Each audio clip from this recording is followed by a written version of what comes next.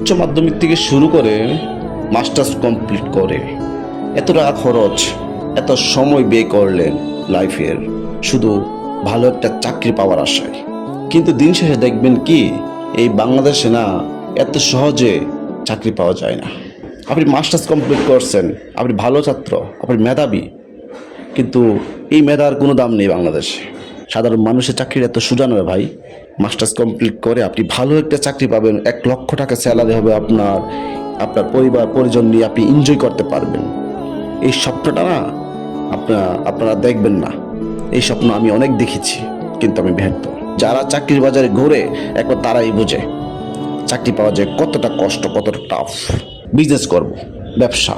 আমাদের ফটোগ্রাফি ইন্ডাস্ট্রিতে প্রথম সর্বনিম্ন খরচ হয়েছে 5 লক্ষ টাকা।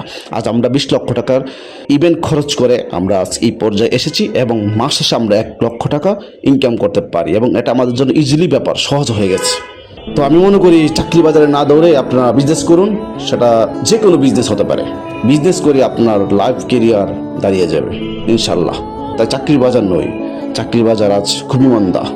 বিজনেস করুন, নিজের মেধা দিয়ে ব্যবসা শুরু করুন, হালাল ব্যবসা। তাহলে ইনশাল্লাহ আপনি সাকসেস হতে পারবেন।